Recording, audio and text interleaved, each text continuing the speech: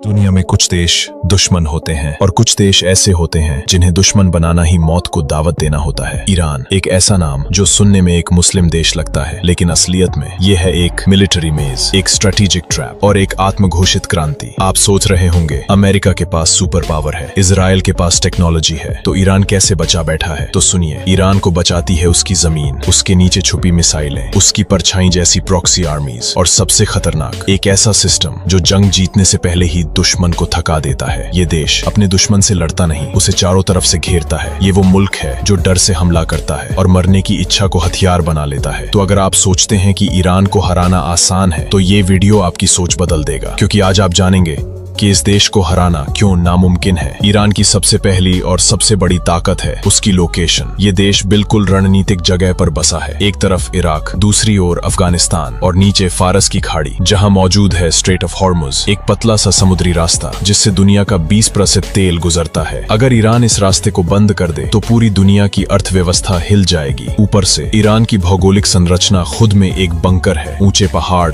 घने रेगिस्तान और दुर्गम घाटियां, यानी अगर कोई सेना जमीन से घुसने की कोशिश करे तो उसे हर कदम पर भारी नुकसान उठाना पड़ेगा। इसीलिए ईरान को हराना सिर्फ मुश्किल नहीं, उसकी धरती पर कदम रखना ही सबसे बड़ा खतरा बन सकता है। ईरान की दूसरी सबसे खतरनाक रणनीति है प्रॉक्सी वॉर, यानी ईरान खुद मैदान में नहीं उतरता, वो दूसरों से लड़वाता है, और वो भी कई देशों में एक साथ।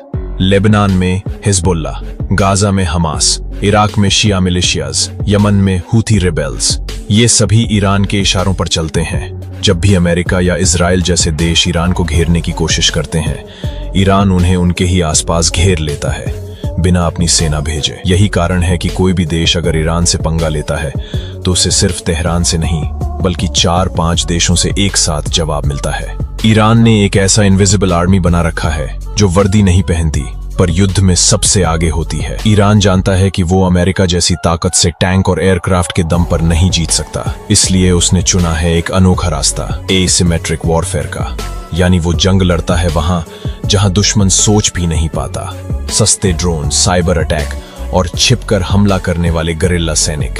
2019 में ईरान ने एक ड्रोन से अमेरिका का करोड़ों डॉलर का ड्रोन गिरा दिया, और जब सऊदी की तेल फैक्ट्री पर सस्ते ड्रोन से हमला हुआ, पूरी दुनिया की अर्थव्यवस्था हिल गई। ईरान की साइबर आर्मी इजराइल और अमेरिका के सिस्टम में घुस चुकी है, और उसकी गरिल्ला यूनिट्स उन जगहों पर हमला करती हैं जहां दुश्मन बिल्कुल निश्चिंत होता है।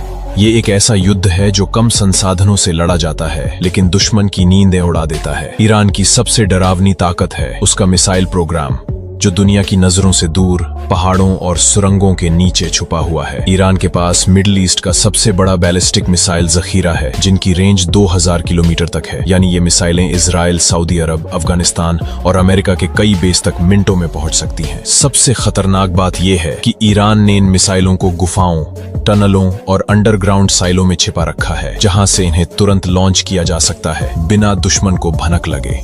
इन मिसाइलों की कीमत भी कम है। एक ईरानी मिसाइल अमेरिका के करोड़ों डॉलर के डिफेंस सिस्टम को टारगेट कर सकती है। यही वजह है कि ईरान पर हमला करने से पहले हर देश को यह सोचना पड़ता है कि जवाब में क्या कुछ बचेगा भी या नहीं। ईरान की ताकत सिर्फ उसकी मिसाइलों में नहीं, बल्कि उसके बनाए गए डर में है। जब एक देश खुलेआम ये कहे कि अगर हम पर हमला हुआ तो पूरा मिडिल ईस्ट जल जाएगा, तो वो सिर्फ धमकी नहीं होती, एक स्ट्रेटेजिक साइकोलॉजिकल अटैक होता है। ईरान अपने दुश्मनों के मन में पहले ही हार का बीज बो देता है। ऊपर से उसकी जनता को बचपन से सिखाया जाता है कि शहादत सबसे बड़ी जीत है। यानी जब एक सैनिक मौत से नहीं डरता बल्कि उसे गले लगाता है, तो दुनिया की सबसे बड़ी आर्मी भी सहम जाती है। ईरान दुश्मन के शरीर से पहले उसके दिमाग पर हमला करता है, और यही है वो मन की लड़ाई जो गोलियों से भी ज्यादा घातक होती है। ईरान की सबसे अनदेखी लेकिन सबसे मजबूत ढाल है उसकी जनता की एकता। हाँ, ईरान में प्रदर्शन होते हैं, सरकार के खिलाफ आवाजें उठती हैं, लेकिन जैसे ही कोई बाहरी खतरा आता है, पूरा देश एक झंडे के नीचे खड़ा हो जाता है, चाहे वो आम नागरिक हो, छात्र हो या सरकार का विरोधी। जब बात देश की आती है तो हर ईरानी लड़ने को तैयार होता है। यही कारण है कि अमेरिका जैसे देशों ने जब दूसरे मुस्लिम देशों की सरकारें गिराईं, जैसे इराक, लीबिया, अफगानिस्तान, तो वहां अफरा तफरी मच गई। लेकिन ईरान आज भी खड़ा है, क्योंकि उसकी जड़ें जनता के दिलों में हैं। वहां हर नागरिक समझता है, अगर मैं पीछे हटा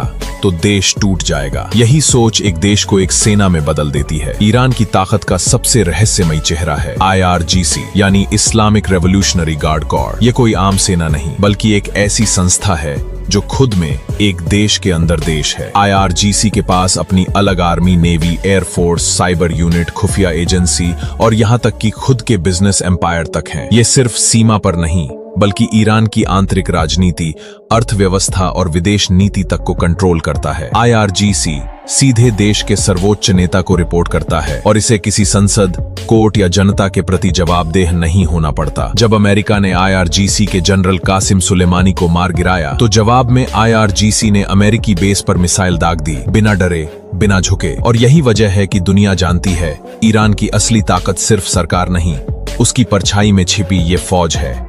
अब आप समझ चुके हैं कि ईरान को हराना सिर्फ एक देश को हराना नहीं है बल्कि एक ऐसी मशीनरी को चुनौती देना है जो जमीन, तकनीक, सोच और आस्था हर स्तर पर तैयार बैठी है। उसके पास प्रॉक्सी सेनाएं हैं, अंडरग्राउंड मिसाइल सिटीज हैं, साइबर वॉरियर्स हैं और एक ऐसी शैडो आर्मी जो किसी सरकार से नहीं डरती। और सबसे अहम बात, उसके लोग जो मरने से नहीं डरते। शायद यही वजह है कि अब तक दुनिया की सबसे बड़ी ताकतें ईरान को छूने से भी डरती हैं, क्योंकि अगर जंग छिड़ी तो वो सिर्फ मिडिल ईस्ट में नहीं लड़ी जाएगी, वो पूरी दुनिया को झुलसा सकती है।